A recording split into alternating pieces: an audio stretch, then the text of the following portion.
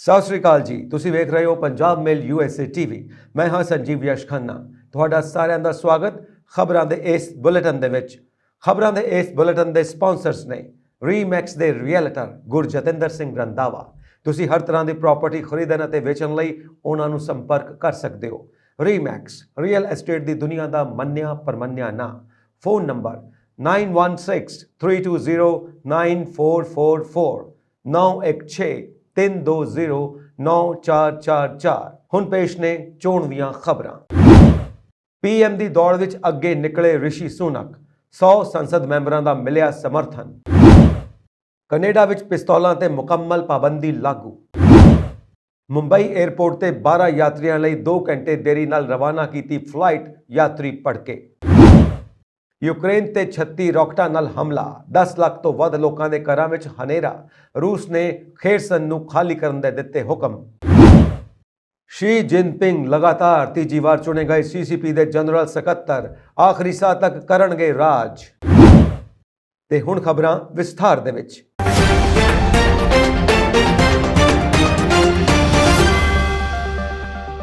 ਰਿਸ਼ੀ ਸੁਨਕ ਦੇ ਸਮਰਥਕਾਂ ਨੇ ਸ਼ਨੀਵਾਰ ਨੂੰ ਦਾਅਵਾ ਕੀਤਾ ਕਿ ਭਾਰਤੀ ਮੂਲ ਦੇ ਸਾਬਕਾ ਚਾਂਸਲਰ ਨੂੰ ਦੇਸ਼ ਦੇ ਪ੍ਰਧਾਨ ਮੰਤਰੀ ਬਣਨ ਦੀ ਦੌੜ ਵਿੱਚ ਉਮੀਦਵਾਰਾਂ ਦੀ ਸੂਚੀ ਵਿੱਚ ਸ਼ਾਮਿਲ ਹੋਣ ਲਈ 100 ਸੰਸਦ ਮੈਂਬਰਾਂ ਦਾ ਸਮਰਥਨ ਹਾਸਲ ਹੈ। ਸੁਨਕ ਦੇਸ਼ ਦੇ ਪ੍ਰਧਾਨ ਮੰਤਰੀ ਅਤੇ ਕੰਜ਼ਰਵੇਟਿਵ ਪਾਰਟੀ ਦੇ ਨੇਤਾ ਵਜੋਂ ਲਿਜ਼ ਟਰਸ ਦੀ ਥਾਂ ਲੈਣ ਦੀ ਦੌੜ ਵਿੱਚ ਨੇ। ਜ਼ਿਕਰਯੋਗ ਹੈ ਕਿ ਦੇਸ਼ ਦੇ ਸਾਬਕਾ ਪ੍ਰਧਾਨ ਮੰਤਰੀ ਬੋਰਿਸ ਜੌਨਸਨ, ਜੋ ਕਿ ਕੈਰੇਬੀਅਨ ਦੇਸ਼ ਵਿੱਚ ਛੁੱਟੀਆਂ ਮਨਾ ਰਹੇ ਸਨ, ਵੀ ਇਸ ਦੌੜ ਵਿੱਚ ਸ਼ਾਮਿਲ ਹੋਣ ਦੇ ਇਰਾਦੇ ਨਾਲ ਵਤਨ ਪਰਤ ਆਏ ਨੇ। ਇਸ ਦੇ ਨਾਲ ਹੀ 42 ਸਾਲਾ ਸੁਨਕ ਦਾ ਸਮਰਥਨ ਕਰਨ ਵਾਲੇ ਸੰਸਦ ਮੈਂਬਰਾਂ ਦੀ ਗਿਣਤੀ ਲਗਾਤਾਰ ਵਧ ਰਹੀ ਹੈ। ਧਿਆਨਯੋਗ ਹੈ ਕਿ ਅਜੇ ਤੱਕ ਨਾ ਤਾਂ ਸੁਨਕ ਅਤੇ ਨਾ ਹੀ ਜੌਨਸਨ ਨੇ ਪਾਰਟੀ ਦਾ ਨੇਤਾ ਬਣਨ ਲਈ ਚੋਣ ਲੜਨ ਦਾ ਰਸਮੀ ਐਲਾਨ ਕੀਤਾ ਹੈ। ਹੁਣ ਤੱਕ ਲੀਡਰ ਆਫ ਕਾਮਨਸ ਪੈਨੀ ਮੋਰਡੈਂਟ ਹੀ ਅਜਿਹੇ ਉਮੀਦਵਾਰ ਨੇ ਜਿਨ੍ਹਾਂ ਨੇ ਚੋਣ ਲੜਨ ਦਾ ਐਲਾਨ ਕੀਤਾ ਹੈ। ਹਾਲਾਂਕਿ ਸਾਬਕਾ ਵਿੱਤ ਮੰਤਰੀ ਸੁਨਕ ਨੂੰ ਟੋਰੀ ਪਾਰਟੀ ਦੇ ਕੁਝ ਮੰਤਰੀਆਂ ਅਤੇ ਟੋਰੀ ਪਾਰਟੀ ਦੇ ਵੱਖ-ਵੱਖ ਧੜਿਆਂ ਦੇ ਕੁਝ ਸੰਸਦ ਮੈਂਬਰਾਂ ਦਾ ਸਮਰਥਨ ਹਾਸਲ ਹੈ। ਸਾਬਕਾ ਉਪ ਪ੍ਰਧਾਨ ਮੰਤਰੀ ਡੋਮਿਨਿਕ ਰਾਬ ਨੇ BBC ਨੂੰ ਦੱਸਿਆ, ਗਰਮੀਆਂ ਲਈ ਰਿਸ਼ੀ ਦੀ ਯੋਜਨਾ ਬਿਲਕੁਲ ਸਹੀ ਸੀ ਅਤੇ ਮੈਨੂੰ ਲੱਗਦਾ ਹੈ ਕਿ ਇਹ ਅਜੇ ਵੀ ਸਹੀ ਯੋਜਨਾ ਹੈ। ਉਹਨਾਂ ਕਿਹਾ, ਮੈਨੂੰ ਲੱਗਦਾ ਹੈ ਕਿ ਕੁਝ ਸਥਿਰਤਾ ਲਿਆਉਣ ਲਈ ਅਤੇ ਲੱਖਾਂ ਕਰਮਚਾਰੀਆਂ ਨੂੰ ਵਿਸ਼ਵਾਸ ਦਿਵਾਉਣ ਤੇ ਦੇਸ਼ ਵਿੱਚ ਕਾਰੋਬਾਰ ਨੂੰ ਉਤਸ਼ਾਹਿਤ ਕਰਨ ਲਈ ਇੱਕ ਯੋਗ ਉਮੀਦਵਾਰ ਨੇ। ਰਾਬ ਨੇ ਕਿਹਾ, ਅਸੀਂ ਪਿੱਛੇ ਨਹੀਂ ਜਾ ਸਕਦੇ। ਅਸੀਂ ਪਾਰਟੀਗੇਟ ਵਰਗੀ ਕੋਈ ਹੋਰ ਘਟਨਾ ਦੁਬਾਰਾ ਨਹੀਂ ਚਾਹਾਂਗੇ। ਸਾਨੂੰ ਦੇਸ਼ ਅਤੇ ਸਰਕਾਰ ਨੂੰ ਅੱਗੇ ਲੈ ਕੇ ਜਾਣਾ ਹੈ।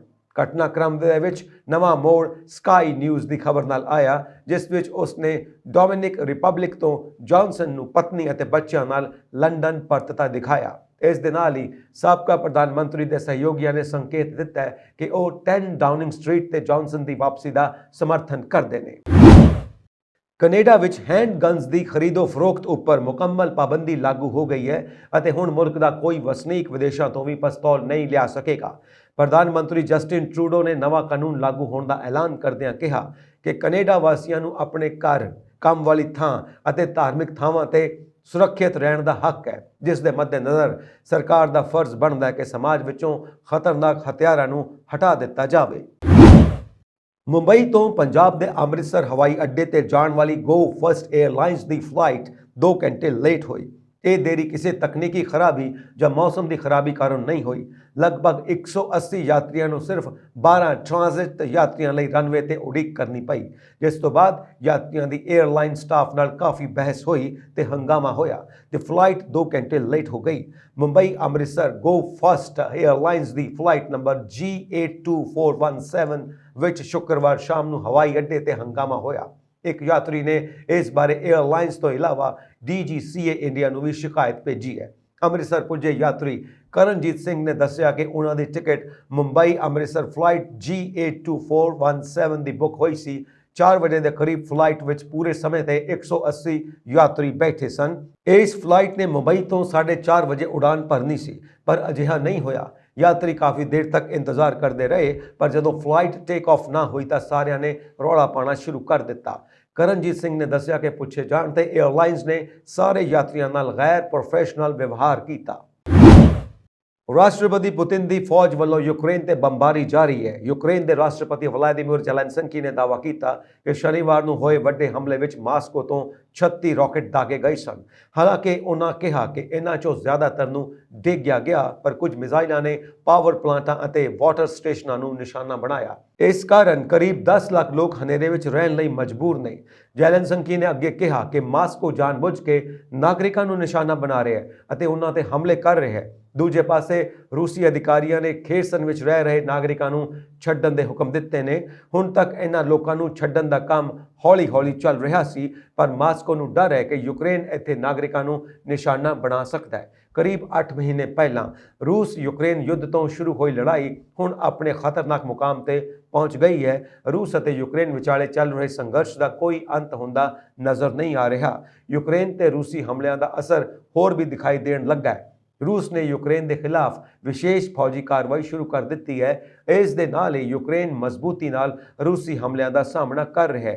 रूस के राष्ट्रपति व्लादिमीर पुतिन ने कई फोरमां ते यूक्रेन ते परमाणु हथियारों की वरतों वाल इशारा किया है, जिस तो बाद रूस द्वारा परमाणु हथियारों की वरतों की संभावना बढ़ती जा रही है। एंदरहोदर के मेयर दमित्रो ऑरलोव ने कहा कि शहर में बिजली और पानी के स्टेशनों को निशाना बनाया गया। यूक्रेन के दक्षिण केंद्री खेत्र में स्थित क्रीवी रिही विच एक पावर प्लांट मिसाइल हमले विच बुरी तरह तबाह हो गया। यह नागरिक टीचियां ते रूसी मिसाइलों द्वारा ड्रोन हमलों का नतीजा है। कीव ने अपने पश्चिमी सहयोगी ईरान की सख्त आलोचना की है, जिसने इन्हां हमलों लई रूस नूं ड्रोन सप्लाई किए सन। संयुक्त राष्ट्र के मनुखी अधिकार दफ्तर ने कहा कि रूसी हमले में 397 बच्चों समेत 6322 यूक्रेनियन मारे गए ने। जंग की शुरुआत तो लैके हुण तक 9634 नागरिक जख्मी हो चुके हैं। उस समय रूसी हमलों ने यूक्रेन दियां 40% तो वध बिजली पैदा करन दियां समर्थावां नूं नष्ट कर दिता है, जिस नाल देश भर विच ऊर्जा राशनिंग अते एमरजेंसी ब्लैकआउट हो गई है।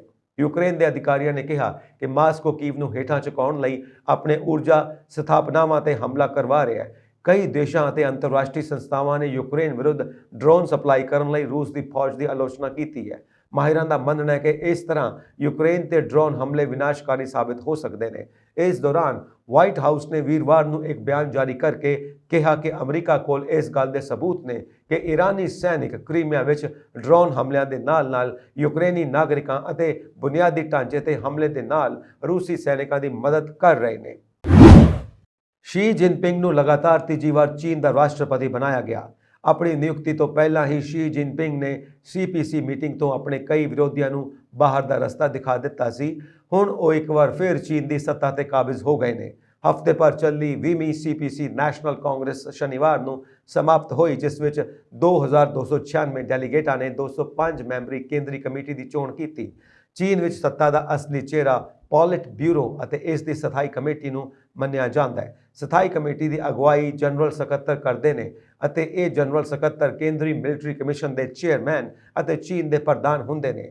CPC की नवीं टीम विच जिनपिंग ने सारे विरोधियों नूं हटा के अपने भरोसेमंद लोगों नूं एंट्री दी है। जिनपिंग ने हुण चीन की सरकार का असली किरदार दुनिया सामने पेश किया। जिनपिंग हुण अपनी मौत तक चीन के राष्ट्रपति बने रहेंगे। हुण अजिही स्थिति विच अंतरराष्ट्रीय राजनीति विच तेजी नाल बदलाव आउण दी संभावना है। इस दे नाल ही जिनपिंग खिलाफ चीन विच बगावत भी तेज हो सकती है। दस्सिया जा रहा है कि CPC अते पीपल्स लिबरेशन आर्मी विच अजे भी कई ताकतवर लोग ने जो आने वाले समय विच जिनपिंग नूं उल्टा सकते हैं। आओ हुण शी जिनपिंग दीयां कुछ खास गल्लां भी जान लईए। शी जिनपिंग 1949 तो बाद पैदा होए पहले चीनी नेता ने जदों माओ दियां कम्युनिस्ट ताकतां ने लंबे घरेलू युद्ध तो बाद सत्ता संभाली सी। पिता की मौत कारण उन्होंने कई सालों तक परिवार लई मुश्किलों का सामना करना पिया, पर फिर भी वो हौली हौली पार्टी विच हर पद्धर ते काम करते हुए अज जिस मुकाम ते ने उस ते पहुंचण विच कामयाब रहे। शी ने 1969 विच काउंटी पद्धर दे पार्टी सकत्तर वजों शुरुआत की सी। फिर उसनूं 1999 विच तत्वर्ती फुजियान सूबे का गवर्नर बनाया गया। फिर 2002 विच झेजियांग सूबे का पार्टी मुखी अते 2007 विच बीजिंग। शी जिनपिंग उस देश के मुखी ने जो पूरी दुनिया दीयां नज़रां विच दस्तक दिंदे ने। अज चीन कोल शी जिनपिंग की अगवाई विच दुश्मन देशों की कोई कमी नहीं। शी जिनपिंग ने ग्लोबल स्टेज तो अतवादियों का समर्थन करके दुनिया नूं अपना क्रेज दिखाया है। इस दे नाल ही चीनी फौज भारत के लद्दाख विच लगातार घुसपैठ की कोशिश कर रही है। ये सब शी जिनपिंग के इशारे ते ही हुंदा है। ਸ਼ੀ ਜਿਨਪਿੰਗ ਨੇ ਤਾਈਵਾਨ ਦੇ ਮੁੱਦੇ ਤੇ ਵੀ ਆਪਣੀ ਨੀਤੀ ਸਪਸ਼ਟ ਕੀਤੀ ਹੈ। CPC ਦੇ 20ਵੇਂ ਸੈਸ਼ਨ ਵਿੱਚ ਉਹਨਾਂ ਨੇ ਸਪਸ਼ਟ ਕੀਤਾ ਕਿ ਉਹ ਤਾਈਵਾਨ ਵਿੱਚ ਕਿਸੇ ਵੀ ਤਰ੍ਹਾਂ ਦੀ ਵਿਦੇਸ਼ੀ ਦਖਲਅੰਦਾਜ਼ੀ ਨੂੰ ਬਿਲਕੁਲ ਬਰਦਾਸ਼ਤ ਨਹੀਂ ਕਰਨਗੇ। ਉਹਨਾਂ ਇਹ ਵੀ ਕਿਹਾ ਕਿ ਚੀਨ ਨੇ ਤਾਈਵਾਨ ਵਿੱਚ ਵਿਦੇਸ਼ੀ ਬਲਾਂ ਨੂੰ ਢੁਕਵਾਂ ਜਵਾਬ ਦਿੱਤਾ ਹੈ। ਆਮ ਆਦਮੀ ਪਾਰਟੀ ਨੇ ਹਿਮਾਚਲ ਪ੍ਰਦੇਸ਼ ਵਿੱਚ ਹੋਣ ਵਾਲੀਆਂ ਚੋਣਾਂ ਲਈ ਆਪਣੇ ਸਟਾਰ ਪ੍ਰਚਾਰਕਾਂ ਦੀ ਸੂਚੀ ਜਾਰੀ ਕਰ ਦਿੱਤੀ ਹੈ। ਆਪ ਵੱਲੋਂ 20 ਸਟਾਰ ਪ੍ਰਚਾਰਕਾਂ ਦੀ ਸੂਚੀ ਜਾਰੀ ਕੀਤੀ ਗਈ ਹੈ। ਲਿਸਟ ਵਿੱਚ ਅਰਵਿੰਦ ਕੇਜਰੀਵਾਲ, ਸਰਦਾਰ ਭਗਵੰਤ ਮਾਨ, ਮਨੀਸ਼ ਸਿਸੋਦੀਆ, ਸੰਜੇ ਸਿੰਘ, ਸੰਦੀਪ ਪਾਠਕ, ਰਾਘਵ ਚੱਡਾ, ਸਤਿੰਦਰ ਜੈਨ, ਸਰਦਾਰ ਹਰਜੋਤ ਸਿੰਘ ਬੈਂਸ, ਦੁਰਗੇਸ਼ ਪਾਠਕ, ਅਜੇ ਦੱਤ, ਸੁਰਜੀਤ ਸਿੰਘ ਠਾकुर, ਹਰਪਾਲ ਸਿੰਘ ਚੀਮਾ, ਗੁਰਮੀਤ ਸਿੰਘ ਮੀਤ ਹੇਅਰ, ਅਮਨ ਅਰੋੜਾ, ਲਾਲਚੰਦ ਕਟਾਰੂਚਕ, ਬ੍ਰਹਮ ਕੁਮਾਰ ਸ਼ਰਮਾ, ID ਪੰਡਾਰੀ, ਰਮਾ ਗੁਲਰੇਜਾ, ਨਰਿੰਦਰ ਪਠਾਨੀਆ ਤੇ ਕੈਪਟਨ ਪ੍ਰਸ਼ਾਂਤ ਨੂੰ ਸ਼ਾਮਿਲ ਕੀਤਾ ਗਿਆ। ਦੱਸ ਦਈਏ ਕਿ 68 ਵਿਧਾਨ ਸਭਾ ਸੀਟਾਂ ਵਾਲੇ ਹਿਮਾਚਲ ਪ੍ਰਦੇਸ਼ ਵਿੱਚ 12 ਨਵੰਬਰ ਨੂੰ ਇੱਕ ਪਹਾੜ ਵਿੱਚ ਵੋਟਾਂ ਪੈਣਗੀਆਂ। 26 ਦਿਨ ਬਾਅਦ 8 ਦਸੰਬਰ ਨੂੰ ਗਿਣਤੀ ਹੋਵੇਗੀ। ਵਿਧਾਨ ਸਭਾ ਦਾ ਕਾਰਜਕਾਲ 8 ਜਨਵਰੀ 2023 ਨੂੰ ਖਤਮ ਹੋ ਰਿਹਾ ਹੈ। ਸਾਲ 2017 ਦੀਆਂ ਚੋਣਾਂ ਵਿੱਚ ਭਾਜਪਾ ਨੇ ਪੂਰਨ ਬਹੁਮਤ ਨਾਲ ਸਰਕਾਰ ਬਣਾਈ ਸੀ। 2017 ਦੀਆਂ ਚੋਣਾਂ ਵਿੱਚ ਭਾਜਪਾ ਨੇ 44, ਕਾਂਗਰਸ ਨੇ 22 ਸੀਟਾਂ ਤੇ ਜਿੱਤ ਦਰਜ ਕੀਤੀ ਸੀ। ਮੁੱਖ ਮੰਤਰੀ ਭਗਵੰਤ ਮਾਨ ਨੇ ਕਿਹਾ ਕਿ ਅੰਮ੍ਰਿਤਸਰ ਵਿਖੇ ਅਗਲੇ ਸਾਲ ਮਾਰਚ ਵਿੱਚ ਹੋ ਰਹੇ G20 ਸੰਮੇਲਨ ਕੌਮਾਂਤਰੀ ਮੰਚ ਉੱਤੇ ਪੰਜਾਬ ਨੂੰ ਵਪਾਰ ਲਈ ਤਰਜੀਹੀ ਸਥਾਨ ਵਜੋਂ ਉਭਾਰੇਗਾ। ਉਹਨਾਂ ਕਿਹਾ ਕਿ ਇਸ ਸੰਮੇਲਨ ਨੂੰ ਸਫਲ ਬਣਾਉਣ ਵਿੱਚ ਸਰਕਾਰ ਕੋਈ ਕਸਰ ਬਾਕੀ ਨਹੀਂ ਛੱਡੇਗੀ। G20 ਸੰਮੇਲਨ ਤਹਿਤ ਇੱਥੇ ਹੋਣ ਵਾਲੇ ਸਮਾਗਮ ਦਾ ਮੁੱਖ ਮੁੱਦਾ ਸਿੱਖਿਆ ਹੋਵੇਗਾ। CM ਭਗਵੰਤ ਮਾਨ ਨੇ ਕਿਹਾ ਕਿ ਇਸ ਸੰਮੇਲਨ ਵਿੱਚ ਸ਼ਾਮਿਲ ਹੋਣ ਵਾਲੇ ਵੱਖ-ਵੱਖ ਮੁਲਕਾਂ ਦੇ ਨੁਮਾਇੰਦੇ ਆਉਣਗੇ। ਉਹਨਾਂ ਨੂੰ ਸ਼੍ਰੀ ਦਰਬਾਰ ਸਾਹਿਬ ਦੇ ਦਰਸ਼ਨ ਕਰਵਾਏ ਜਾਣਗੇ। ਜ਼ਿਲ੍ਹਿਆਂਵਾਲਾ ਬਾਗ ਵਿੱਚ ਸ਼ਹੀਦੀ ਸਮਾਰਕ, ਅਟਾਰੀ ਸਰਹੱਦ, ਖਾਲਸਾ ਕਾਲਜ ਤੇ ਗੁਰੂ ਨਾਨਕ ਦੇਵ ਯੂਨੀਵਰਸਿਟੀ ਤੇ ਪਿੰਡਾਂ ਵਿੱਚ ਵੀ ਲਿਜਾਇਆ ਜਾਵੇਗਾ। ਉਹਨਾਂ ਆਖਿਆ ਕਿ ਸਮਾਗਮ ਦੀ ਸਫਲਤਾ ਨੂੰ ਯਕੀਨੀ ਬਣਾਉਣ ਲਈ ਸ਼ਹਿਰ ਨੂੰ ਪ੍ਰਬੰਧਕੀ ਆਧਾਰ ਉੱਤੇ 5 ਪ੍ਰਮੁੱਖ ਸੈਕਟਰਾਂ ਵਿੱਚ ਵੰਡਿਆ ਜਾਵੇਗਾ। ਪ੍ਰੋਗਰਾਮ ਦੀ ਸਫਲਤਾ ਲਈ ਕੈਬਨਿਟ ਸਬ ਕਮੇਟੀ ਵੀ ਬਣਾਈ ਗਈ ਹੈ। ਦੱਸ ਦਈਏ ਕਿ ਮੁੱਖ ਮੰਤਰੀ ਭਗਵੰਤ ਮਾਨ ਨੇ ਸ਼ਨੀਵਾਰ ਨੂੰ ਸ਼੍ਰੀ ਦਰਬਾਰ ਸਾਹਿਬ ਵਿਖੇ ਮੱਥਾ ਟੇਕਿਆ ਤੇ ਅਗਲੇ ਸਾਲ ਮਾਰਚ ਮਹੀਨੇ ਅੰਮ੍ਰਿਤਸਰ ਵਿਖੇ ਹੋਣ ਵਾਲੇ G20 ਸੰਮੇਲਨ ਦੀਆਂ ਤਿਆਰੀਆਂ ਸੰਬੰਧੀ ਅਧਿਕਾਰੀਆਂ ਨਾਲ ਮੀਟਿੰਗ ਕੀਤੀ। ਉਹਨਾਂ ਕਿਹਾ ਕਿ G20 ਸੰਮੇਲਨ ਕੌਮਾਂਤਰੀ ਮੰਚ ਉੱਤੇ ਪੰਜਾਬ ਨੂੰ ਵਪਾਰ ਲਈ ਤਰਜੀਹੀ ਸਥਾਨ ਵਜੋਂ ਉਭਾਰੇਗਾ। ਮੀਡੀਆ ਨਾਲ ਗੱਲਬਾਤ ਕਰਦਿਆਂ ਉਹਨਾਂ ਕਿਹਾ ਕਿ ਇਸ ਸੰਮੇਲਨ ਨੂੰ ਸਫਲ ਬਣਾਉਣ ਵਿੱਚ ਸਰਕਾਰ ਕੋਈ ਕਸਰ ਬਾਕੀ ਨਹੀਂ ਛੱਡੇਗੀ। G20 ਸੰਮੇਲਨ ਤਹਿਤ ਇੱਥੇ ਹੋਣ ਵਾਲੇ ਸਮਾਗਮ ਦਾ ਮੁੱਖ ਮੁੱਦਾ ਸਿੱਖਿਆ ਹੋਵੇਗਾ। ਇਸ ਦੌਰਾਨ ਮੁੱਖ ਮੰਤਰੀ ਭਗਵੰਤ ਮਾਨ ਨੇ ਕੈਬਨਿਟ ਮੰਤਰੀਆਂ ਸਮੇਤ ਸ਼੍ਰੀ ਦਰਬਾਰ ਸਾਹਿਬ ਮੱਥਾ ਟੇਕਿਆ ਤੇ ਪੰਜਾਬ ਵਾਸੀਆਂ ਨੂੰ ਬੰਦੀ ਛੋੜ ਦਿਵਸ ਤੇ ਦੀਵਾਲੀ ਦੀ ਵਧਾਈ ਦਿੱਤੀ। ਉਹਨਾਂ ਸ਼੍ਰੀ ਅਕਾਲ ਤਖਤ ਦੇ ਜਥੇਦਾਰ ਗਿਆਨੀ ਹਰਪ੍ਰੀਤ ਸਿੰਘ ਨਾਲ ਵੀ ਮੁਲਾਕਾਤ ਕੀਤੀ। ਉਹ ਲਗਭਗ 1 ਘੰਟਾ ਜਥੇਦਾਰ ਦੇ ਨਾਲ ਰਹੇ ਅਤੇ ਲੰਗਰ ਵੀ ਛਕਿਆ। ਉਹਨਾਂ ਆਖਿਆ ਇਸ ਮੁਲਾਕਾਤ ਸਮੇਂ ਪੰਜਾਬ ਵਿੱਚ ਆਪਸੀ ਭਾਈਚਾਰਕ ਸਾਂਝ ਨੂੰ ਕਾਇਮ ਰੱਖਣ ਲਈ ਯਤਨ ਕਰਨ ਬਾਰੇ ਚਰਚਾ ਕੀਤੀ ਹੈ। ਸ਼੍ਰੋਮਣੀ ਗੁਰਦੁਆਰਾ ਪ੍ਰਬੰਧਕ ਕਮੇਟੀ ਦੇ ਪ੍ਰਧਾਨ ਐਡਵੋਕੇਟ ਹਰਜਿੰਦਰ ਸਿੰਘ ਧਾਮੀ ਨੇ ਡੇਰਾ ਸਿਰਸਾ ਮੁਖੀ ਵੱਲੋਂ ਸੁਨਾਮ ਵਿੱਚ ਡੇਰਾ ਖੋਲ੍ਹਣ ਦੇ ਐਲਾਨ ਤੇ ਪ੍ਰਤੀਕਿਰਿਆ ਦਿੰਦਿਆਂ ਸਰਕਾਰ ਤੋਂ ਉਸ ਦੀਆਂ ਗਤੀਵਿਧੀਆਂ ਤੇ ਤੁਰੰਤ ਰੋਕ ਲਗਾਉਣ ਦੀ ਮੰਗ ਕੀਤੀ ਹੈ। ਉਹਨਾਂ ਆਖਿਆ ਕਿ ਡੇਰਾ ਸਿਰਸਾ ਮੁਖੀ ਰਾਮ ਰਹੀਮ ਦਾ ਕਿਰਦਾਰ ਗੈਰ ਸਮਾਜਿਕ ਹੈ ਅਤੇ ਉਸ ਤੇ ਲੱਗੇ ਦੋਸ਼ ਬੇਹੱਦ ਸੰਗੀਨ ਨੇ। ਬਲਾਤਕਾਰ ਅਤੇ ਹੱਤਿਆ ਦੇ ਮਾਮਲਿਆਂ ਵਿੱਚ ਸਾਜ਼ਿਸ਼ਕਰਤਾ ਰਾਮ ਰਹੀਮ ਬੇਅਦਬੀ ਮਾਮਲਿਆਂ ਵਿੱਚ ਵੀ ਮੁੱਖ ਦੋਸ਼ੀ ਹੈ। ਉਹਨਾਂ ਆਖਿਆ ਕਿ ਇਸ ਵਿਵਾਦਿਤ ਵਿਅਕਤੀ ਵੱਲੋਂ ਪੰਜਾਬ ਵਿੱਚ ਡੇਰਾ ਖੋਲ੍ਹਣ ਦੇ ਐਲਾਨ ਨਾਲ ਸਿੱਖ ਭਾਵਨਾਵਾਂ ਨੂੰ ਭਾਰੀ ਸੱਟ ਵੱਜੀ ਹੈ ਅਤੇ ਇਸ ਨਾਲ ਪੰਜਾਬ ਦਾ ਸ਼ਾਂਤ ਮਾਹੌਲ ਖਰਾਬ ਹੋ ਸਕਦਾ ਹੈ। ਉਹਨਾਂ ਕਿਹਾ ਕਿ ਪੰਜਾਬ ਸਰਕਾਰ ਇਸ ਬੇਹੱਦ ਸੰਜੀਦਾ ਮਾਮਲੇ ਤੇ ਜ਼ਿੰਮੇਵਾਰੀ ਨਾਲ ਆਪਣੀ ਭੂਮਿਕਾ ਨਿਭਾਵੇ ਅਤੇ ਇੱਕ ਸੰਕਲਪ ਕਰੇ ਕਿ ਡੇਰਾ ਸਿਰਸਾ ਦੀ ਕੋਈ ਵੀ ਸ਼ਾਖਾ ਪੰਜਾਬ ਵਿੱਚ ਨਾ ਬਣੇ। ਸ਼੍ਰੋਮਣੀ ਕਮੇਟੀ ਪ੍ਰਧਾਨ ਨੇ ਕਿਹਾ ਕਿ ਆਪਣੇ ਘਟੀਆ ਕਿਰਦਾਰ ਅਤੇ ਗਤੀਵਿਧੀਆਂ ਕਰਕੇ ਜੇਲ੍ਹ ਅੰਦਰ ਬੰਦ ਰਾਮ ਰਹੀਮ ਨੂੰ ਪਹਿਲਾਂ ਹੀ ਵਾਰ-ਵਾਰ ਪੈਰੋਲ ਦੇ ਕੇ ਸਿੱਖ ਮਾਨਸਿਕਤਾ ਨੂੰ ਸੱਟ ਮਾਰੀ ਜਾ ਰਹੀ ਹੈ ਅਤੇ ਹੁਣ ਉਸ ਵੱਲੋਂ ਸੁਨਾਮ ਵਿੱਚ ਡੇਰਾ ਖੋਲ੍ਹਣ ਦਾ ਐਲਾਨ ਕਰਨਾ ਸਾਜ਼ਿਸ਼ ਹੈ। ਉਹਨਾਂ ਕਿਹਾ ਕਿ ਸਿੱਖ ਕੌਮ ਉਸ ਦੀ ਇਸ ਹਰਕਤ ਨੂੰ ਕਦੇ ਵੀ ਬਰਦਾਸ਼ਤ ਨਹੀਂ ਕਰੇਗੀ। ਸਰਕਾਰ ਨੂੰ ਚਾਹੀਦਾ ਹੈ ਕਿ ਅਜਿਹੀਆਂ ਹਰਕਤਾਂ ਕਰਨ ਵਾਲਿਆਂ ਨੂੰ ਲੋਕਾਂ ਦੀਆਂ ਧਾਰਮਿਕ ਭਾਵਨਾਵਾਂ ਨਾਲ ਖੇਡਣ ਦੀ ਇਜਾਜ਼ਤ ਨਾ ਦੇਵੇ। ਉਹਨਾਂ ਇੱਕ ਵਾਰ ਫਿਰ ਸਪਸ਼ਟ ਕੀਤਾ ਕਿ ਡੇਰਾ ਸਿਰਸਾ ਮੁਖੀ ਰਾਮ ਰਹੀਮ ਦੀ ਪੰਜਾਬ ਅੰਦਰ ਕਿਸੇ ਵੀ ਗਤੀਵਿਧੀ ਨੂੰ ਪ੍ਰਵਾਨ ਨਹੀਂ ਕੀਤਾ ਜਾਵੇਗਾ। ਸ਼੍ਰੀ ਅਕਾਲ ਤਖਤ ਸਾਹਿਬ ਦੇ ਜਥੇਦਾਰ ਸਿੰਘ ਸਾਹਿਬ ਗਿਆਨੀ ਹਰਪ੍ਰੀਤ ਸਿੰਘ ਨੇ ਸ਼੍ਰੋਮਣੀ ਗੁਰਦੁਆਰਾ ਪ੍ਰਬੰਧਕ ਕਮੇਟੀ ਦੇ ਮੈਂਬਰ ਜਥੇਦਾਰ ਮਲਕੀਤ ਸਿੰਘ ਚੰਗਾਲ ਵੱਲੋਂ ਦਿੱਤੇ ਗਏ ਮੰਗ ਪੱਤਰ ਤੋਂ ਬਾਅਦ ਸ਼੍ਰੋਮਣੀ ਗੁਰਦੁਆਰਾ ਪ੍ਰਬੰਧਕ ਕਮੇਟੀ ਨੂੰ ਤੁਰੰਤ ਆਦੇਸ਼ ਜਾਰੀ ਕੀਤੇ ਨੇ। ਉਹਨਾਂ ਕਿਹਾ ਕਿ ਸਮੂਹ ਸਿੱਖ ਸੰਗਤਾਂ ਤੇ ਕਮੇਟੀ ਮੈਂਬਰਾਂ ਦੀਆਂ ਭਾਵਨਾਵਾਂ ਨੂੰ ਮੁੱਖ ਰੱਖਦਿਆਂ ਹੋਇਆਂ ਜਨਰਲ ਇਜਲਾਸ ਨੂੰ 10 ਦਿਨ ਅੱਗੇ ਕਰ ਦਿੱਤਾ ਜਾਵੇ ਤਾਂ ਜੋ ਸ਼੍ਰੋਮਣੀ ਕਮੇਟੀ ਮੈਂਬਰ ਆਪੋ ਆਪਣੇ ਹਲਕਿਆਂ ਵਿੱਚ ਗੁਰਪੁਰਬ ਦੇ ਪ੍ਰਚਾਰ ਪ੍ਰਬੰਧ ਸੁਚਾਰੂ ਰੂਪ ਵਿੱਚ ਉਲੀਕ ਸਕਣ।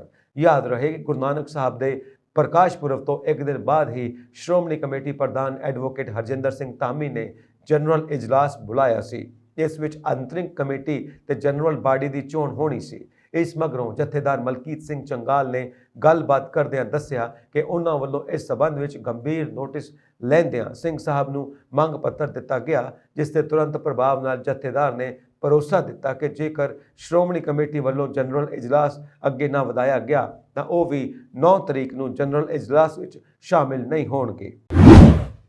ਸ਼੍ਰੋਮਣੀ ਅਕਾਲੀ ਦਲ ਦੇ ਪ੍ਰਧਾਨ ਤੇ ਸੰਗਰੂਰ ਤੋਂ ਸੰਸਦ ਮੈਂਬਰ ਸਿਮਰਨਜੀਤ ਸਿੰਘ ਮਾਨ ਨੇ ਪ੍ਰਧਾਨ ਮੰਤਰੀ ਨਰਿੰਦਰ ਮੋਦੀ ਨੂੰ ਚਿੱਠੀ ਲਿਖੀ ਹੈ।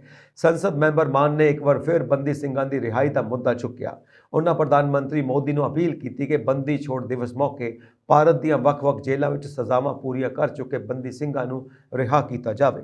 ਮਾਨ ਨੇ ਕਿਹਾ ਕਿ ਸਜ਼ਾਵਾਂ ਪੂਰੀਆਂ ਕਰ ਚੁੱਕੇ ਬੰਦੀ ਸਿੰਘਾਂ ਨੂੰ ਰਿਹਾ ਨਾ ਕਰਕੇ ਸਰਕਾਰ ਹੁਕਮਰਾਨਾਂ ਤੇ ਸਿੱਖ ਕੌਮ ਵਿਚਕਾਰ ਇੱਕ ਨਫ਼ਰਤ ਤੇ ਗੁੱਸੇ ਵਾਲਾ ਮਾਹੌਲ ਸਿਰਜ ਰਹੀ ਹੈ। ਉਹਨਾਂ ਕਿਹਾ ਕਿ ਜੇਕਰ ਸਰਕਾਰ ਬੰਦੀ ਛੋੜ ਦਿਵਸ ਮੌਕੇ ਬੰਦੀ ਸਿੰਘਾਂ ਨੂੰ ਰਿਹਾ ਕਰਦੀ ਹੈ ਤਾਂ ਇਸ ਦਿਹਾੜੇ ਦਾ ਮਹੱਤਵ ਕੌਮਾਂਤਰੀ ਪੱਧਰ ਤੇ ਹੋਰ ਚੰਗਾ ਹੋ ਜਾਵੇਗਾ ਤੇ ਕੇਂਦਰ ਸਰਕਾਰ ਤੇ ਸਿੱਖਾਂ ਵਿਚਾਲੇ ਜੋ ਗੁੱਸੇ ਦੀ ਲਕੀਰ ਪਿਛਲੇ ਸਮੇਂ ਤੋਂ ਖਿੱਚੀ ਹੋਈ ਹੈ ਉਹ ਵੀ ਘੱਟ ਹੋ ਸਕਦੀ ਹੈ। ਸਰਬੱਤ ਖਾਲਸਾ ਵੱਲੋਂ ਥਾਪੇ ਗਏ ਸ਼੍ਰੀ ਅਕਾਲ ਤਖਤ ਸਾਹਿਬ ਦੇ ਜਥੇਦਾਰ ਜਗਤਾਰ ਸਿੰਘ ਹਵਾਰਾ ਵੱਲੋਂ ਪੰਥਕ ਧਿਰਾਂ ਨੂੰ ਦੀਵਾਲੀ ਮੌਕੇ ਸੰਦੇਸ਼ ਭੇਜਿਆ ਗਿਆ।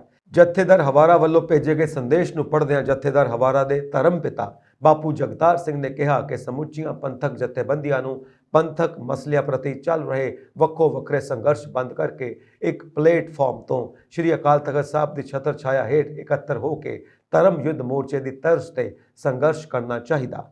ਦੱਸ ਦਈਏ ਕਿ ਇਹ ਸੰਦੇਸ਼ ਅੰਮ੍ਰਿਤਸਰ ਦੇ ਇੱਕ ਹੋਟਲ ਵਿੱਚ ਸਮੁੱਚੀਆਂ ਸਿੱਖ ਜਥੇਬੰਦੀਆਂ ਵੱਲੋਂ ਹੋਈ ਇਕੱਤਰਤਾ ਵਿੱਚ ਪੜ੍ਹਿਆ ਗਿਆ। ਇਕੱਤਰਤਾ ਉਪਰੰਤ ਬੋਲਦਿਆਂ ਹਵਾਰਾ ਕਮੇਟੀ ਦੇ ਮੁੱਖ ਬੁਲਾਰੇ ਪ੍ਰੋਫੈਸਰ ਬਰਜਿੰਦਰ ਸਿੰਘ ਨੇ ਜਥੇਦਾਰ ਹਵਾਰਾ ਵੱਲੋਂ ਅਪੀਲ ਕਰਦਿਆਂ ਕਿਹਾ ਕਿ ਪਿਛਲੇ ਕਈ ਦਹਾਕਿਆਂ ਤੋਂ ਕੌਮ ਨੇ ਕੁਝ ਨਹੀਂ ਖੱਟਿਆ, ਕੇਵਲ ਗਵਾਇਆ ਹੀ ਗਵਾਇਆ ਹੈ। ਇਸ ਦਾ ਕਾਰਨ ਹੈ ਕਿ ਇੱਕ ਮੰਚ ਤੇ ਇਕੱਠੇ ਨਾ ਹੋ ਕੇ ਵੱਖੋ ਵੱਖਰਾ ਸੰਘਰਸ਼ ਕਰਨਾ। ਉਹਨਾਂ ਕਿਹਾ ਕਿ ਇੱਕ ਹਕੀਕਤ ਹੈ ਕਿ ਕੌਮ ਅਜੇ ਇੱਕ ਨਾਜ਼ੁਕ ਦੌਰ ਤੋਂ ਗੁਜ਼ਰ ਰਹੀ ਹੈ ਤੇ ਦੇਸ਼ ਦੇ ਦੁਸ਼ਮਣਾਂ ਵੱਲੋਂ ਬਹੁਤ ਡੂੰਘੀ ਸਾਜ਼ਿਸ਼ ਤਹਿਤ ਸਿੱਖ ਨੌਜਵਾਨਾਂ ਨੂੰ ਨਸ਼ਿਆਂ, ਪਤਿਤਪੁਣਾ ਤੇ ਗੈਂਗਸਟਰ ਕਲਚਰ ਵੱਲ ਧੱਕਿਆ ਜਾ ਰਿਹਾ ਹੈ, ਜਿਸ ਤੇ ਬਹੁਤ ਗੰਭੀਰਤਾ ਨਾਲ ਚਿੰਤਨ ਕਰਨ ਦੀ ਲੋੜ ਹੈ। ਸਿੱਖੀ ਦਾ ਤੁਰਾ ਪੰਜਾਬ ਦੇ ਆਪਣੇ ਘਰ ਵਿੱਚ ਸਿੱਖ ਕੌਮ ਮਾਈਨੋਰਿਟੀ ਵੱਲ ਵਧ ਰਹੀ ਹੈ। ਬੇਅਦਮੀਆਂ ਬੰਦੀ ਸਿੱਖਾਂ ਦੀ ਰਿਹਾਈ, ਪੰਜਾਬ ਦੇ ਪਾਣੀਆਂ ਦਾ ਮਸਲਾ, ਬਾਈਬਲ ਕਲਾਂ ਦੇ ਸ਼ਹੀਦਾਂ ਤੇ ਪਾਵਨ ਸਰੂਪਾਂ ਦੇ ਗਾਇਬ ਹੋਣ ਦਾ ਮਸਲਾ ਆਦਿ ਪ੍ਰਮੁੱਖ ਮਸਲੇ ਨੇ। ਉਹਨਾਂ ਕਿਹਾ ਕਿ ਹੁਣ ਹੋਰ ਆਜ਼ਮਾਇਸ਼ ਕਰਕੇ ਤੇ ਨਵੇਂ ਤਜਰਬੇ ਕਰਕੇ ਸਾਨੂੰ ਕੌਮ ਦੀ ਤਾਕਤ ਦਾ ਨੁਕਸਾਨ ਨਹੀਂ ਕਰਨਾ ਚਾਹੀਦਾ। ਪੰਜਾਬ ਵਿੱਚ ਸਰਕਾਰ ਨੂੰ ਸਤੰਬਰ ਮਹੀਨੇ ਵਿੱਚ ਜ਼ਮੀਨ ਅਤੇ ਜਾਇਦਾਦ ਦੀਆਂ ਰਜਿਸਟਰੀਆਂ ਨਾਲ ਸਰਕਾਰ ਦੇ ਖਜ਼ਾਨੇ ਵਿੱਚ ਵਾਧਾ ਹੋਇਆ। ਪਿਛਲੇ ਸਾਲ ਦੇ ਮੁਕਾਬਲੇ ਰਜਿਸਟਰੀਆਂ ਤੋਂ 18.50% ਵੱਧ ਮਾਲੀਆ ਪ੍ਰਾਪਤ ਹੋਇਆ ਹੈ। 1 ਤੋਂ 30 ਸਤੰਬਰ 2022 ਤੱਕ ਅਸ਼ਟਾਮ ਅਤੇ ਰਜਿਸਟ੍ਰੇਸ਼ਨ ਰਾਹੀਂ 301 ਕਰੋੜ 65 ਲੱਖ 64,956 ਰੁਪਏ ਦੀ ਆਮਦਨ ਖਜ਼ਾਨੇ ਵਿੱਚ ਆਈ ਹੈ। ਇਹ ਰਕਮ ਪਿਛਲੇ ਸਾਲ ਸਤੰਬਰ ਦੇ ਮੁਕਾਬਲੇ 18.50% ਵੱਧ ਹੈ। ਸਾਲ 2021 ਵਿੱਚ ਇਹ ਆਮਦਨ 254 ਕਰੋੜ 54 ਲੱਖ 23,153 ਰੁਪਏ ਸੀ। ਮਾਲ ਮੰਤਰੀ ਬ੍ਰਹਮ ਸ਼ੰਕਰ ਜ਼ਿੰਪਾ ਨੇ ਕਿਹਾ ਕਿ ਪੰਜਾਬ ਵਾਸੀਆਂ ਨੂੰ ਪਾਰਦਰਸ਼ੀ, ਮੁਸ਼ਕਲ ਰਹਿਤ ਅਤੇ ਭ੍ਰਿਸ਼ਟਾਚਾਰ ਮੁਕਤ ਸੇਵਾਵਾਂ ਪ੍ਰਦਾਨ ਕਰਨਾ ਮੁੱਖ ਮੰਤਰੀ ਭਗਵੰਤ ਮਾਨ ਦੀ ਅਗਵਾਈ ਵਾਲੀ ਸਰਕਾਰ ਦਾ ਮੁੱਖ ਟੀਚਾ ਹੈ। ਇਹੀ ਕਾਰਨ ਹੈ ਕਿ ਸੂਬੇ ਦੀ ਆਮਦਨ ਲਗਾਤਾਰ ਵਧ ਰਹੀ ਹੈ। ਮਾਲ ਮੰਤਰੀ ਨੇ ਦੱਸਿਆ ਕਿ ਅਗਸਤ ਮਹੀਨੇ ਵਿੱਚ ਵੀ ਪਿਛਲੇ ਸਾਲ ਦੇ ਮੁਕਾਬਲੇ 21.87% ਵੱਧ ਆਮਦਨ ਦਰਜ ਕੀਤੀ ਗਈ ਸੀ। ਉਹਨਾਂ ਕਿਹਾ ਕਿ ਮਾਲ ਵਿਭਾਗ ਦੇ ਅਧਿਕਾਰੀਆਂ, ਕਰਮਚਾਰੀਆਂ ਨੂੰ ਸਮੇਂ-ਸਮੇਂ ਤੇ ਹਦਾਇਤਾਂ ਜਾਰੀ ਕੀਤੀਆਂ ਜਾਂਦੀਆਂ ਨੇ ਤਾਂ ਜੋ ਲੋਕਾਂ ਨੂੰ ਰਜਿਸਟਰੀਆਂ ਕਰਵਾਉਣ ਸਮੇਂ ਕਿਸੇ ਕਿਸਮ ਦੀ ਦਿੱਕਤ ਦਾ ਸਾਹਮਣਾ ਨਾ ਕਰਨਾ ਪਵੇ। ਉਹ ਆਪ ਦਫ਼ਤਰਾਂ ਦਾ ਦੌਰਾ ਕਰਦੇ ਨੇ। ਉਹਨਾਂ ਕਿਹਾ ਕਿ ਮੁੱਖ ਮੰਤਰੀ ਵੱਲੋਂ ਜਾਰੀ ਹਦਾਇਤਾਂ ਨੂੰ ਧਿਆਨ ਵਿੱਚ ਰੱਖਦਿਆਂ ਮਾਲ ਵਿਭਾਗ ਵਿੱਚ ਸਾਰਾ ਕੰਮ ਨਿਯਮਾਂ ਅਨੁਸਾਰ ਅਤੇ ਸੁਚੱਜੇ ਢੰਗ ਨਾਲ ਕੀਤਾ ਜਾ ਰਿਹਾ ਹੈ। ਮਾਲ ਮੰਤਰੀ ਨੇ ਕਿਹਾ ਕਿ ਪਿਛਲੀਆਂ ਸਰਕਾਰਾਂ ਵਿੱਚ ਮਾਲ ਵਿਭਾਗ ਦੇ ਕੰਮਕਾਜ ਤੋਂ ਆਮ ਲੋਕ ਬਹੁਤ ਨਾਖੁਸ਼ ਸਨ, ਪਰ ਪਿਛਲੇ 7 ਮਹੀਨਿਆਂ ਤੋਂ ਲੋਕਾਂ ਨੂੰ ਨਿਰਵਿਘਨ ਅਤੇ ਚੰਗੀਆਂ ਸੇਵਾਵਾਂ ਮਿਲ ਰਹੀਆਂ ਨੇ। ਉਹਨਾਂ ਅਪੀਲ ਕੀਤੀ ਕਿ ਲੋਕ ਸਰਕਾਰੀ ਖਜ਼ਾਨੇ ਨੂੰ ਮਜ਼ਬੂਤ ਕਰਨ ਲਈ ਸਰਕਾਰ ਦਾ ਸਾਥ ਦੇਣ ਅਤੇ ਕਿਸੇ ਵੀ ਕੰਮ ਲਈ ਕਿਸੇ ਅਧਿਕਾਰੀ, ਕਰਮਚਾਰੀ ਨੂੰ ਰਿਸ਼ਵਤ ਨਾ ਦੇਣ। ਜੇਕਰ ਕੋਈ ਰਿਸ਼ਵਤ ਮੰਗਦਾ ਹੈ ਤਾਂ ਉਸ ਦੀ ਸ਼ਿਕਾਇਤ ਕਰੋ। ਪ੍ਰਧਾਨ ਮੰਤਰੀ ਨਰਿੰਦਰ ਮੋਦੀ ਨੇ ਸ਼ਨੀਵਾਰ ਨੂੰ ਕਿਹਾ ਕਿ ਉਹਨਾਂ ਦੀ ਸਰਕਾਰ ਸਿੱਖ ਗੁਰੂਆਂ ਦੇ ਸੁਪਨਿਆਂ ਨੂੰ ਪੂਰਾ ਕਰਨ ਲਈ ਕੰਮ ਕਰਦੀ ਰਹੇਗੀ। ਉਹ ਅਕਾਲ ਤਖਤ ਸਾਹਿਬ ਦੇ ਜਥੇਦਾਰ ਗਿਆਨੀ ਹਰਪ੍ਰੀਤ ਸਿੰਘ ਦੇ ਪੱਤਰ ਤੇ ਪ੍ਰਕਿਰਿਆ ਦੇ ਰਹੇ ਸਨ, ਜਿਸ ਵਿੱਚ ਉਹਨਾਂ ਗੁਰਦੁਆਰਾ ਹੇਮਕੁੰਟ ਸਾਹਿਬ ਰੋਪਵੇ ਦਾ ਨੀਂਹ ਪੱਥਰ ਰੱਖਣ ਲਈ ਮੋਦੀ ਦਾ ਧੰਨਵਾਦ ਪ੍ਰਗਟ ਕੀਤਾ ਹੈ। ਇਹ ਰੋਪਵੇ ਗੋਬਿੰਦ ਘਾਟ ਨੂੰ ਹੇਮਕੁੰਟ ਸਾਹਿਬ ਨਾਲ ਜੋੜੇਗਾ। ਪ੍ਰਧਾਨ ਮੰਤਰੀ ਮੋਦੀ ਨੇ ਟਵੀਟ ਕੀਤਾ, ਜਥੇਦਾਰ ਸ਼੍ਰੀ ਅਕਾਲ ਤਖਤ ਸਾਹਿਬ ਸਮੇਤ ਸਿੱਖ ਭਾਈਚਾਰੇ ਦੇ ਸਤਿਕਾਰਯੋਗ ਮੈਂਬਰਾਂ ਨੂੰ ਹੇਮਕੁੰਟ ਸਾਹਿਬ ਰੋਪਵੇ ਤੇ ਖੁਸ਼ੀ ਦਾ ਪ੍ਰਗਟਾਵਾ ਕੀਤਾ ਹੈ। ਮੈਂ ਉਹਨਾਂ ਦੇ ਪਿਆਰ ਭਰੇ ਸ਼ਬਦਾਂ ਲਈ ਉਹਨਾਂ ਦਾ ਧੰਨਵਾਦ ਕਰਦਾ ਅਤੇ ਸੰਗਤਾਂ ਨੂੰ ਭਰੋਸਾ ਦਿਵਾਉਣਾ ਕਿ ਅਸੀਂ ਗੁਰੂ ਸਾਹਿਬਾਨ ਦੇ ਸੁਪਨਿਆਂ ਨੂੰ ਪੂਰਾ ਕਰਨ ਲਈ ਕੰਮ ਕਰਦੇ ਰਹਾਂਗੇ। ਪ੍ਰਧਾਨ ਮੰਤਰੀ ਨਰਿੰਦਰ ਮੋਦੀ ਨੇ ਉੱਤਰਾਖੰਡ ਦੇ ਚਮੋਲੀ ਸਥਿਤ ਸ਼੍ਰੀ ਹੇਮਕੁੰਟ ਸਾਹਿਬ ਦੇ ਦਰਸ਼ਨਾਂ ਦੀ ਸਹੂਲੀਅਤ ਲਈ ਰੋਪਵੇ ਦੀ ਸੌਗਾਤ ਦਿੱਤੀ ਹੈ, ਜਿਸ ਤੋਂ ਬਾਅਦ ਸ਼੍ਰੀ ਅਕਾਲ ਤਖਤ ਸਾਹਿਬ ਦੇ ਜਥੇਦਾਰ ਗਿਆਨੀ ਹਰਪ੍ਰੀਤ ਸਿੰਘ ਨੇ ਗੋਬਿੰਦ ਘਾਟ ਅਤੇ ਹੇਮਕੁੰਟ ਸਾਹਿਬ ਨੂੰ ਜੋੜਨ ਵਾਲੇ ਇਸ ਰੋਪਵੇ ਦਾ ਨੀਂਹ ਪੱਥਰ ਰੱਖਣ ਲਈ ਪ੍ਰਧਾਨ ਮੰਤਰੀ ਮੋਦੀ ਨੂੰ ਵਧਾਈ ਦਿੱਤੀ। ਉਹਨਾਂ ਕਿਹਾ ਕਿ ਇਹ ਸਿੱਖਾਂ ਲਈ ਇਤਿਹਾਸਿਕ ਪਲ ਹੈ ਅਤੇ ਇਸ ਨਾਲ ਵੱਧ ਤੋਂ ਵੱਧ ਸ਼ਰਧਾਲੂ ਗੁਰਦੁਆਰੇ ਦੇ ਦਰਸ਼ਨ ਕਰ ਸਕਣਗੇ। ਉਹਨਾਂ ਕਿਹਾ, ਪ੍ਰਧਾਨ ਮੰਤਰੀ ਨਰਿੰਦਰ ਮੋਦੀ ਨੇ ਸਿੱਖ ਪਰੰਪਰਾਵਾਂ ਅਤੇ ਗੁਰੂ ਗ੍ਰੰਥ ਸਾਹਿਬ ਦੀਆਂ ਸਿੱਖਿਆਵਾਂ ਪ੍ਰਤੀ ਡੂੰਘੀ ਸੰਵੇਦਨਾ ਅਤੇ ਸਤਿਕਾਰ ਪ੍ਰਗਟ ਕੀਤਾ ਹੈ। ਇਸ ਸਿਲਸਿਲੇ ਵਿੱਚ ਆਪ ਨੇ ਗੁਰੂ ਸਾਹਿਬਾਨ ਨਾਲ ਕਿਲੇ ਵਿੱਚ ਸ਼੍ਰੀ ਗੁਰੂ ਤੇਗ ਬਹਾਦਰ ਜੀ ਦਾ ਪ੍ਰਕਾਸ਼ ਪੁਰਬ ਮਨਾਉਣ ਸਣੇ ਕਈ ਕਦਮ ਚੁੱਕੇ ਨੇ। ਕੇਂਦਰੀ ਗ੍ਰਹਿ ਮੰਤਰੀ ਅਮਿਤ ਸ਼ਾਹ ਜਦੋਂ ਅਕਾਲ ਤਖਤ ਤੇ ਆਏ ਨੇ ਤਾਂ ਸਿੱਖਾਂ ਨਾਲ ਜੁੜੇ ਕਈ ਪੱਖ ਦੇ ਮਸਲਿਆਂ ਤੇ ਡੂੰਘਾਈ ਨਾਲ ਚਰਚਾ ਕੀਤੀ ਗਈ। ਉਹਨਾਂ ਭਰੋਸਾ ਦਿੱਤਾ ਕਿ ਉਹ ਨਿੱਜੀ ਤੌਰ ਤੇ ਉਹਨਾਂ ਨਾਲ ਇਹਨਾਂ ਮੁੱਦਿਆਂ ਤੇ ਚਰਚਾ ਕਰਨਗੇ ਅਤੇ ਅਸੀਂ ਸਾਰੇ ਮਿਲ ਕੇ ਇਸ ਤੋਂ ਉਭਰਾਂਗੇ। ਗਿਆਨੀ ਹਰਪ੍ਰੀਤ ਸਿੰਘ ਨੇ ਕਿਹਾ ਕਿ ਹੁਣ ਉਹ ਇਸ ਦੇ ਹਾਂ ਪੱਕੀ ਨਤੀਜਿਆਂ ਵੱਲ ਵੇਖ ਰਹੇ ਨੇ, ਜਿਸ ਸਦਕਾ ਸਿੱਖ ਸਮਾਜ ਦਾ ਭਵਿੱਖ ਉਜਵਲ ਹੋਵੇਗਾ। ਇਸ ਤੋਂ ਇਲਾਵਾ ਦਿੱਲੀ ਸਿੱਖ ਗੁਰਦੁਆਰਾ ਪ੍ਰਬੰਧਕ ਕਮੇਟੀ DSGMC ਨੇ ਵੀ ਕਿਹਾ ਕਿ ਕੇਂਦਰੀ ਸੜਕ ਅਤੇ ਟਰਾਂਸਪੋਰਟ ਮੰਤਰਾਲੇ ਵੱਲੋਂ ਬਣਾਏ ਜਾ ਰਹੇ ਇਸ 12.4 ਕਿਲੋਮੀਟਰ ਰੋਪਵੇ ਲਈ ਸਿੱਖ ਸੰਗਤ ਮੋਦੀ ਸਰਕਾਰ ਦਾ ਧੰਨਵਾਦ ਕਰਦੀ ਹੈ। ਸੰਸਥਾ ਨੇ ਕਿਹਾ ਕਿ ਬਜ਼ੁਰਗ ਸਿੱਖ ਵੀ ਗੁਰੂ ਸਾਹਿਬ ਦੇ ਦਰਸ਼ਨ ਕਰ ਸਕਣਗੇ ਅਤੇ ਯਾਤਰਾ ਦਾ ਸਮਾਂ ਵੀ ਘਟ ਜਾਵੇਗਾ। ਦੱਸ ਦਈਏ ਕਿ ਸ਼ੁੱਕਰਵਾਰ 21 ਅਕਤੂਬਰ ਨੂੰ ਪ੍ਰਧਾਨ ਮੰਤਰੀ ਨਰਿੰਦਰ ਮੋਦੀ ਨੇ ਉੱਤਰਾਖੰਡ ਦੇ ਮਾਨਾ ਵਿੱਚ 3400 ਕਰੋੜ ਰੁਪਏ ਤੋਂ ਵੱਧ ਦੀ ਲਾਗਤ ਵਾਲੇ ਸੜਕ ਅਤੇ ਰੋਪਵੇ ਪ੍ਰੋਜੈਕਟਾਂ ਦਾ ਨੀਂਹ ਪੱਥਰ ਰੱਖਿਆ। ਦੋ ਰੋਪਵੇ ਕੇਦਾਰਨਾਥ ਤੋਂ ਗੌਰੀਕੁੰਡ ਅਤੇ ਹੇਮਕੁੰਡ ਰੋਪਵੇ ਬਾਰੇ ਚਰਚਾ ਕਰਦੇ ਹੋਏ ਪ੍ਰਧਾਨ ਮੰਤਰੀ ਬਾਬਾ ਕੇਦਾਰਨਾਥ, ਬਦਰੀ ਵਿਸ਼ਾਲ ਅਤੇ ਸਿੱਖ ਗੁਰੂਆਂ ਦੇ ਆਸ਼ੀਰਵਾਦ ਨੂੰ ਇਸ ਦੀ ਪ੍ਰੇਰਣਾ ਤੇ ਪ੍ਰਕਿਰਤੀ ਦਾ ਸਿਹਰਾ ਦਿੱਤਾ। ਉਹਨਾਂ ਕਾਮਿਆਂ ਤੇ ਇੰਜੀਨੀਅਰਾਂ ਨਾਲ ਵੀ ਗੱਲਬਾਤ ਕੀਤੀ। ਲੋਕਾਂ ਨੂੰ ਉਹਨਾਂ ਦਾ ਖਿਆਲ ਰੱਖਣ ਦੀ ਸਲਾਹ ਦਿੰਦੇ ਹੋਏ ਕਿਹਾ ਕਿ ਉਹ ਭਗਵਾਨ ਦਾ ਕੰਮ ਕਰ ਰਹੇ ਨੇ। ਇਹ ਦੁਨੀਆ ਦਾ ਸਭ ਤੋਂ ਉੱਚਾ ਅਤੇ ਸਭ ਤੋਂ ਲੰਮਾ ਰੋਪਵੇ ਹੋਵੇਗਾ। ਹੁਣ ਹੇਮਕੁੰਟ ਸਾਹਿਬ ਦੇ ਔਖੇ ਰਸਤਿਆਂ ਤੇ ਪੈਦਲ ਚੱਲਣ ਦੀ ਕੋਈ ਸਮੱਸਿਆ ਨਹੀਂ ਹੋਵੇਗੀ। ਹੇਮਕੁੰਟ ਸਾਹਿਬ 15,200 ਫੁੱਟ ਦੀ ਉਚਾਈ ਤੇ ਸਥਿਤ ਹੈ। ਇਹ ਦੁਨੀਆ ਦੀ ਸਭ ਤੋਂ ਉੱਚੀ ਚੋਟੀ ਤੇ ਸਥਿਤ ਗੁਰਦੁਆਰਾ ਹੈ, ਜਿੱਥੇ ਸਿੱਖ ਸ਼ਰਧਾਲੂ ਮੱਥਾ ਟੇਕਣ ਲਈ ਆਉਂਦੇ ਨੇ। ਗੋਬਿੰਦ ਘਾਟ ਤੋਂ ਹੇਮਕੁੰਟ ਸਾਹਿਬ ਤੱਕ ਰੋਪਵੇ ਬਣਨ ਨਾਲ ਇਹ ਯਾਤਰਾ ਸਿਰਫ 45 ਮਿੰਟਾਂ ਵਿੱਚ ਪੂਰੀ ਹੋ ਜਾਵੇਗੀ। ਇਸ ਸਮੇਂ ਸ਼੍ਰੀ ਹੇਮਕੁੰਟ ਸਾਹਿਬ ਦੇ ਦਰਸ਼ਨ ਕਰਨ ਲਈ ਲਗਭਗ 19 ਕਿਲੋਮੀਟਰ ਦਾ ਸਫ਼ਰ ਤੈਅ ਕਰਨਾ ਪੈਂਦਾ ਹੈ, ਜਿਸ ਲਈ ਯਾਤਰੀਆਂ ਨੂੰ ਪਹਿਲੇ ਦਿਨ ਕੰਗੜੀਆਂ ਵਿਖੇ ਰੁਕਣਾ ਪੈਂਦਾ ਹੈ ਅਤੇ ਫਿਰ ਅਗਲੇ ਦਿਨ ਹੇਮਕੁੰਟ ਸਾਹਿਬ ਦੇ ਦਰਸ਼ਨ ਕਰਕੇ ਰਾਤ ਵਿਸ਼ਰਾਮ ਕਰਨ ਲਈ ਕੰਗੜੀਆਂ ਆਉਣਾ ਪੈਂਦਾ ਹੈ। ਅਗਲੇ ਦਿਨ ਗੋਬਿੰਦ ਘਾਟ ਪਰਤਣਾ। ਰੋਪਵੇ ਬਣਨ ਕਾਰਨ ਸ਼ਰਧਾਲੂ ਗੋਬਿੰਦ ਘਾਟ ਤੋਂ ਸਿਰਫ 45 ਮਿੰਟਾਂ ਵਿੱਚ ਹੇਮਕੁੰਟ ਸਾਹਿਬ ਪਹੁੰਚ ਸਕਣਗੇ, ਜਦੋਂ ਕਿ ਇਸ ਦੀ ਕੀਮਤ 1100 ਰੁਪਏ ਦੇ ਕਰੀਬ ਹੋਵੇਗੀ। ਇਸ ਦੇ ਨਿਰਮਾਣ ਕਾਰਨ ਬਜ਼ੁਰਗਾਂ ਅਤੇ ਅਪੰਗ ਸ਼ਰਧਾਲੂਆਂ ਨੂੰ ਸਹੂਲੀਅਤ ਹੋਵੇਗੀ। ਦੀਵਾਲੀ ਦੇ ਇੱਕ ਵਿਲੱਖਣ ਅਤੇ ਮਹੱਤਵਪੂਰਨ ਜਸ਼ਨ ਵਿੱਚ ਰੰਗੇ ਹੋਏ ਮੋਹਾਲੀ ਵਿੱਚ ਹੀਰੋ ਹੋਮਜ਼ ਨੇ ਵਿਸ਼ਵ ਸ਼ਾਂਤੀ, ਧਰਮ ਨਿਰਪੱਖਤਾ ਅਤੇ ਮਨੁੱਖਤਾਵਾਦ ਦਾ ਸੰਦੇਸ਼ ਫੈਲਾਉਣ ਲਈ ਦੁਨੀਆ ਦਾ ਸਭ ਤੋਂ ਵੱਡਾ ਦੀਵਾ ਜਗਾਇਆ। ਹੀਰੋ ਹੋਮਜ਼ ਦੇ 4000 ਨਿਵਾਸੀਆਂ ਸਮੇਤ 10,000 ਤੋਂ ਵੱਧ ਨਾਗਰਿਕਾਂ ਨੇ ਸ਼ਾਂਤੀ ਦੇ ਇਸ ਵਿਲੱਖਣ ਪ੍ਰਤੀਕ ਨੂੰ ਬਣਾਉਣ ਲਈ 3560 ਲੀਟਰ ਜੈਵਿਕ ਅਤੇ ਦੀਵਿਆ ਢੁਕਵੇਂ ਤੇਲ ਵਿੱਚ ਪੂਲ ਕੀਤਾ। ਲੈਫਟੀਨੈਂਟ ਜਨਰਲ ਸੇਵਾ ਮੁਕਤ KJ ਸਿੰਘ, PVSM AVSM ਸਾਬਕਾ GEO ਸੀ ਪੱਛਮੀ ਕਮਾਂਡ ਨੇ ਇਸ ਮੌਕੇ ਸ਼ਿਰਕਤ ਕੀਤੀ ਅਤੇ ਦੀਵਾ ਜਗਾ ਕੇ ਕਿਹਾ ਕਿ ਇਹ ਇੱਕ ਗੈਰ ਰਵਾਇਤੀ ਸਮਾਗਮ ਹੈ ਜੋ ਪਰੰਪਰਾ ਅਨੁਸਾਰ ਦੀਵਾਲੀ ਮਨਾਉਣ ਦੇ ਦੋਹਰੇ ਇਰਾਦੇ ਨੂੰ ਜੋੜਦਾ ਹੈ ਅਤੇ ਇੱਕ ਮਹੱਤਵਪੂਰਨ ਪ੍ਰਸਾਰਣ ਦਾ ਪ੍ਰਬੰਧ ਵੀ ਕਰਦਾ ਹੈ। ਇਹ ਸਨ ਅੱਜ ਦੇ ਮੁੱਖ ਸਮਾਚਾਰ। ਹੋਰ ਅਪਡੇਟਸ ਦੇ ਲਈ ਵੇਖਦੇ ਰਹੋ ਪੰਜਾਬ ਮੇਲ USA TV। ਸਬਸਕ੍ਰਾਈਬ ਕਰੋ ਪੰਜਾਬ ਮੇਲ USA TV। ਸਤਿ ਸ਼੍ਰੀ ਅਕਾਲ ਜੀ।